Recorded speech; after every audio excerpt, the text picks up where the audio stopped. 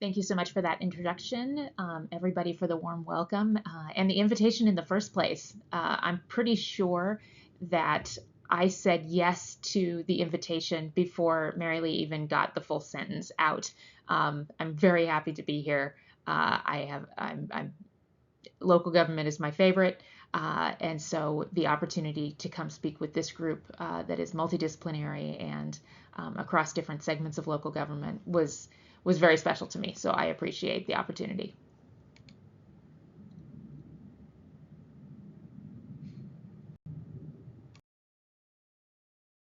So this is how the presentation was described in the newsletter on the website. Obviously a very easy topic. Yeah, we should totally have time to completely examine this in 20 minutes and then answer your questions, and we can all go home knowing exactly what we're supposed to do. So Minnesota is a really interesting bellwether for the country right now because our legislature, as you know, the Senate has a one-vote majority for the DFL, 34-33, and the House, if all of the lawsuits hold up, literally could not be even more evenly split. The House is tied 67-67, which means of 201 legislators, we have 101 of them are DFLers and 100 are Republicans. And so within this climate, it's a really good analogy for our citizens and why it's more important than ever for nonpartisan offices to be nonpartisan. None of this work gets done in a vacuum. There are conditions that we need to consider. So real quickly, I'm going to touch on some things that make serving in office complicated right now. I call these complicating factors. Sometimes we could call these problems, but I like to just call them complications. So fear and anger are motivating. We know this. And they're used as tactics. And we just got through a really sort of bruising election cycle. It's hard to tell when we're actually in an election cycle and when we're not. But fear and anger have become so much a part of winning political campaigns that I think this is one of the reasons why election losses are so hard to get over. Because when a campaign uses fear and anger, generally pointed at the other party, to win an election, they need you to vote, to donate, to volunteer, to share your social media, to get your friends to go to the polls. That's one thing. But what happens when all of that fear and anger doesn't actually achieve your goal? What happens if you don't win? Because then you're just left with a whole lot of people who are fearful and angry. And once we trust that that fear and anger are based in reality, then it's almost impossible to say, oh, well, maybe it won't be so bad. Instead, we get people into sort of true believer status, and they assume that everything bad that we said was going to happen is going to happen. And so it's really sort of destabilizing to have half of the country fearful and angry at the other half of the country. So this one is interesting. This is an interesting, complicating factor. Somebody benefits from this problem. And sometimes, I won't say always, but most of the time, somebody is benefiting from what you see as a problem. And that doesn't mean it's like a malicious benefit. It just makes public policy complicated. The best example I can think about of this is childcare. Now, we all know that childcare is expensive and it's hard to afford. If childcare was less expensive for parents, that would mean that childcare workers would need to be paid less to make it less expensive. But from a childcare, from a childcare provider perspective, childcare actually does it, they don't earn enough. So actually they need the value of childcare to go up more so that they can make a decent amount of money, because that's one of the challenges with childcare is that it is very heavy intensive. AI is not going to do the childcare. So somebody benefits from what you see as a problem, which sometimes gets in the way of compromise or really sort of trying to work through what are we going to talk about when we talk about a public policy problem. sort of going back to the other slide, if you're afraid and angry, honestly, you're much more likely to keep donating to a political party that didn't win, than you are. So again, somebody benefits from the problem. Not always malicious, just sometimes something you need to think about. Okay, so this one is something that I'm seeing more and more and more. We seem to be more accepting of acting towards other human beings with contempt. And contempt is relationship poison.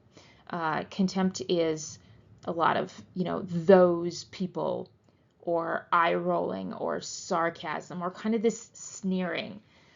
And contempt is from a Latin word that I can't pronounce, but it means to look down on. And contempt is when disagreement becomes personal. It's no longer about the issue, it's about how you feel about the person. And nothing is more toxic to relationships.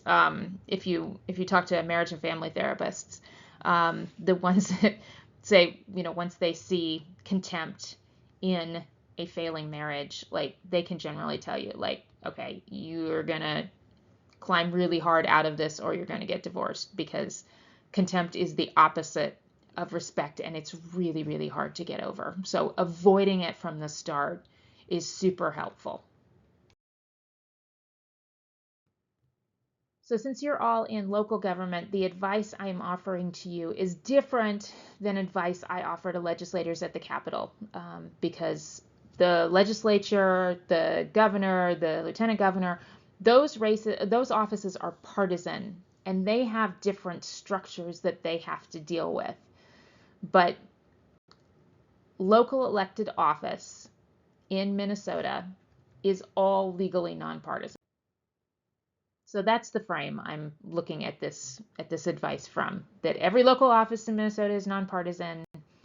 A political party endorsement doesn't change that designation. Obviously, it's a part of local office sometimes in some spaces, but that doesn't subtract out the fact that it is a legally nonpartisan office.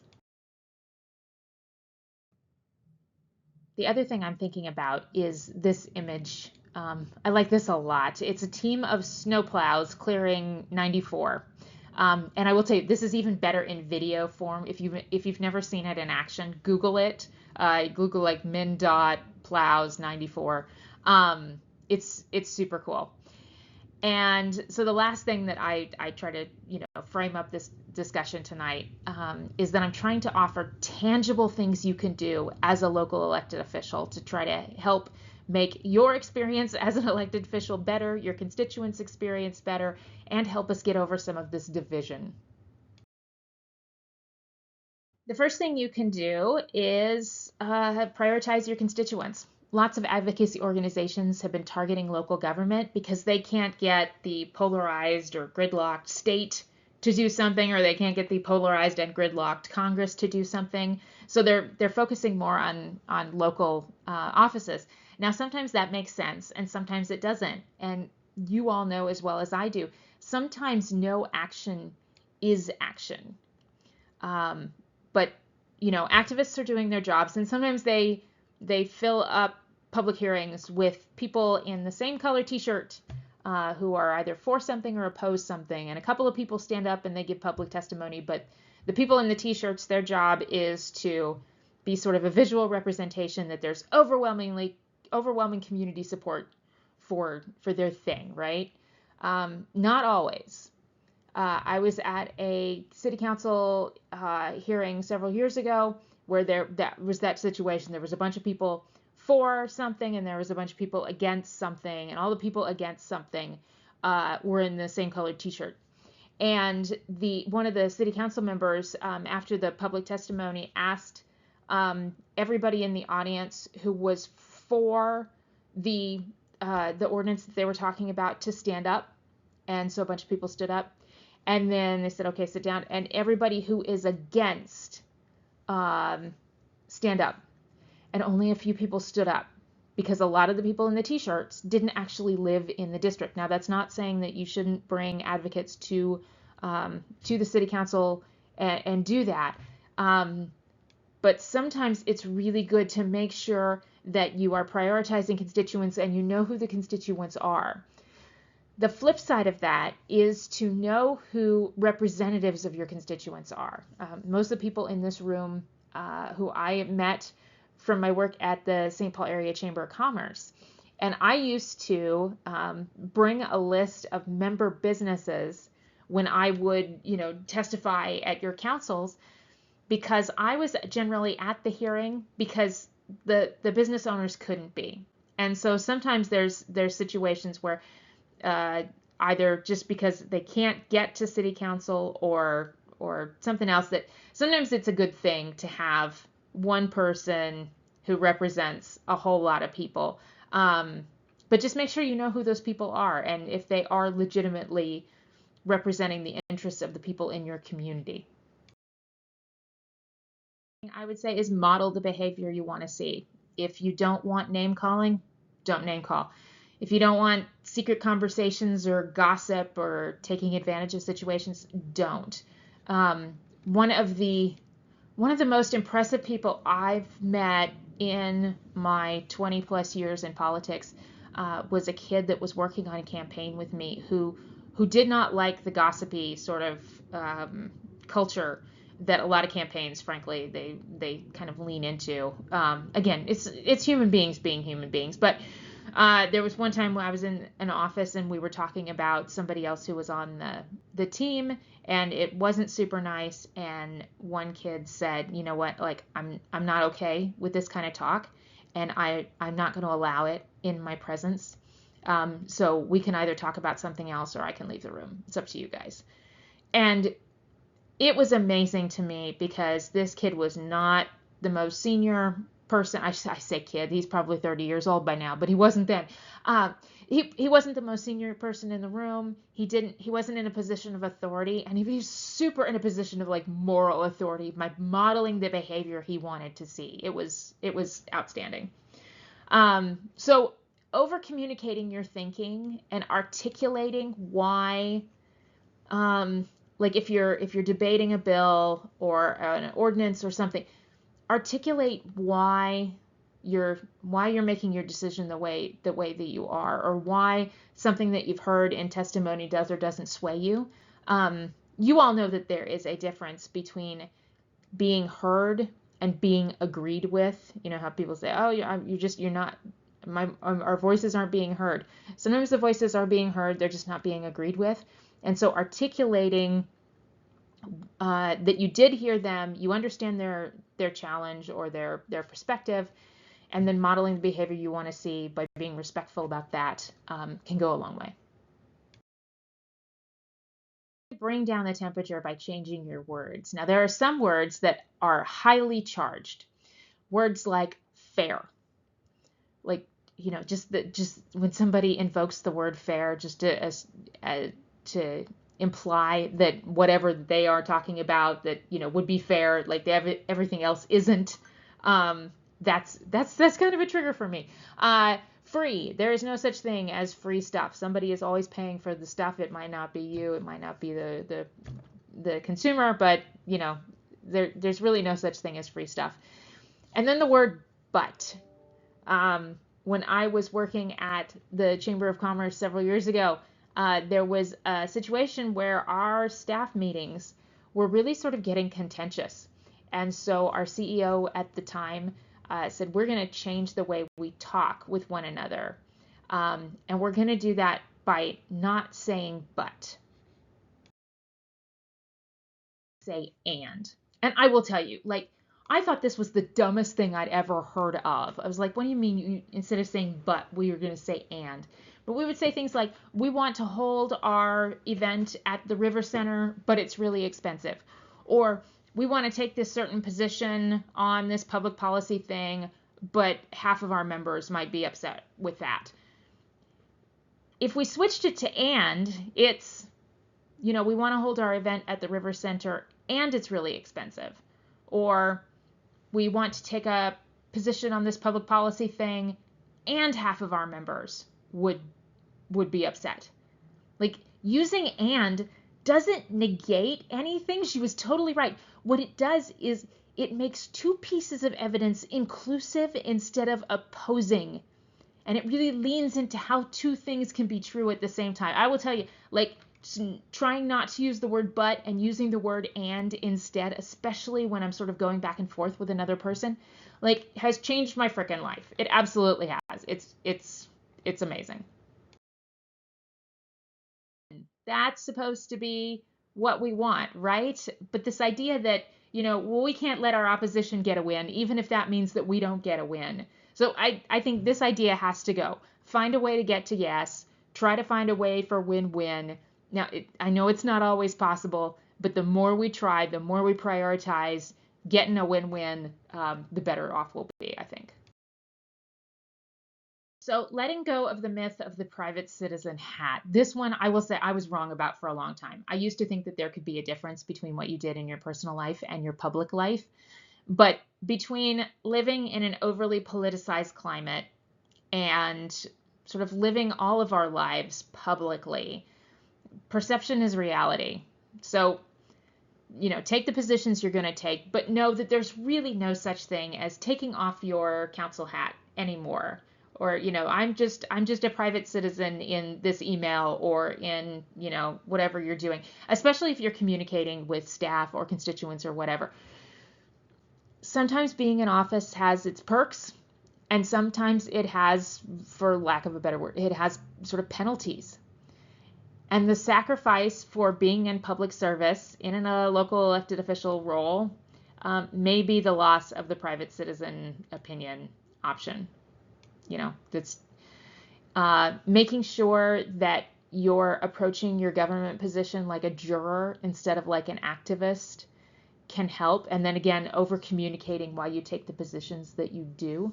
But yeah, the private citizen hat, as much as I would like for there to be a distinction, there isn't anymore. It's disappointing, but just like making our peace with that and knowing that this is the situation, I think it will make everybody a lot happier. Did you all see this bumper sticker when it went around on social media? Oh, wow. Everything is a conspiracy theory when you don't understand how anything works. Love that. And one of the reasons that I love it is because constituents who are wound up about something are often acting not out of malice, but out of lack of information. And I would argue that it's the job of local government to share that information. Now, I get it. So like before you're like, wait, we publish these things, we put it on our website, we have public hearings, we have meetings, there's opportunities for engagement, and those things more often than not don't get utilized. People get engaged at the very end, and it's absolutely frustrating. But I think just remembering that the more opportunities we have for transparency and participation can be helpful. On that topic, one of my very favorite books that I read cover to cover in the course of 2 days and highlighted to within an inch of its life is a book called High Conflict by Miranda Ripley. And she talks about how transparency is important. And I think that this quote is why I think the approach to transparency, not just transparency itself, is important. Because one person's transparency is another person's humiliation. Like, can you hear? One person's transparency is another person's humiliation. And that comes from the approach to transparency. Is it a given or is it an afterthought? Is transparency the standard we set, or is it something we have to do when we're accused of hiding something? And we need transparency because human beings are skeptical by nature. And as trust has eroded over time, we decided we need evidence that we can see with our own eyes and hear with our own ears. Like, we need to know stuff. And so sometimes transparency is really important. And frankly, sometimes it's not. Because sometimes transparency helps build trust, and sometimes it just helps foster humiliation. And it's really going to be important. And it's not easy to do this honestly. But for all of us to say, when we're asking for transportation, when we're asking for transparency, do I want the information or do I want the gotcha? Transparency is important. And so is participation, because I like to say participation is like transparency's plus one. Not only do you get to see, you get to do, and doing increases ownership and familiarity. Like, for example, the number one way to persuade people who are skeptical about the safety of our elections is to involve them in the process. Because people who serve as election judges and poll workers, those people are overwhelmingly supportive of our election safeguards. They see the checks and balances. Not only do that, they become the checks and balances. So they believe in that. They can actively say, yep, this is a process that works the way it's supposed to work, and they know that because they're participating in it. Work together. I love organizations like this one because when cross-jurisdictional relationships exist, it's easier to do work across jurisdictions. Last one, stay in your lane. Snowplows in the snowplow brigade. This only works if everybody is in their own lane. If somebody's weaving out of their own lane into somebody else's lane, then their lane doesn't get plowed. On centering the jobs and the work that only your body of government can do. Like, there's a reason private companies shouldn't be filling potholes. That is the jurisdiction of local government. If you can avoid it, don't duplicate work that it's already done by another unit of government or the private or nonprofit sector. Avoid using your taxing authority to compete with nonprofits or businesses. That sometimes people sort of misunderstand what I'm trying to say here with this one, so I want to pause for a second. So businesses have to earn customers to earn revenue. And nonprofits, which, the nonprofit is a tax status, not a business plan, but, nonprofit organizations, they have to earn customers / supporters. Local government with taxing authorities, goes for state and federal government as well, really needs to try hard not to compete and duplicate with those sectors, because you have taxing authority, which means 100% of your quote unquote customers, 100% of your constituents have to pay their taxes whether they want to or not. They don't have the choice to not participate in your sort of business model. I know people say, well, yeah, people have the option to move, or they can, elect people who do taxes differently. But it's really more of a mindset. If there is something that the private business or the nonprofit sector is doing, how can you partner with them? How can you support that work? Try not to duplicate it. The other piece of staying in your lane. So I was in a meeting with a mayor several years ago, and the meeting was about a thing that the local government had gotten involved in that I thought was sort of mission creep. And so I asked him at the time, I said, I would argue that this is not the job of city government. Why do you feel comfortable sort of going in that lane? And he said, well, if a resident of the city calls my office with a problem, they are not interested in hearing that it's not my jurisdiction. And you know that thing that you do where, like, you leave a conversation, you're like, oh, I should have said that. I didn't really know what to say. Like logically, yeah, that makes sense. If a constituent calls you and says, I have this problem, they don't want to hear that it's not your jurisdiction, it's not your role. But I now know several years later what I should have said in the moment, and I will say it to you, is that constituents may not want to hear it, but it's your responsibility to say it. I do think that damage is done to democracy and representative democracy when constituents and sometimes candidates and sometimes elected officials don't know where their lane stops, or don't understand why their lane is their lane. I went to a city council thing one time where somebody who had just been elected stood up in front of a room full of people and said she was so honored to have been elected to the city council, and she wanted to make sure that municipality's schools are fully funded. And not only is that like, okay, that you ran for the wrong office, but she set up all the constituents who think that she could do that. She set herself up for failure, and she set them up for disappointment by not knowing the scope and the scale and the jurisdiction of the job. So I think the more that everybody can stay in their lane, work in partnership, but then also, just don't duplicate things, then constituents will understand what you can and can't do, and then you can sort of gang up on the next higher level of government to do something that you want them to do. So stay in your lane, change but to and. Opportunities for transparency and participation. Win-win. Prioritize your constituents. Let go of your private citizen hat. Sorry, you get it back when you retire.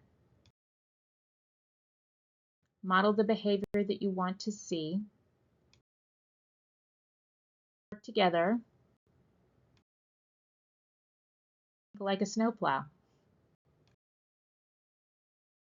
So that's all I have. I'd be very happy to hear your questions, your thoughts, your feedback. Let's open it up for discussion.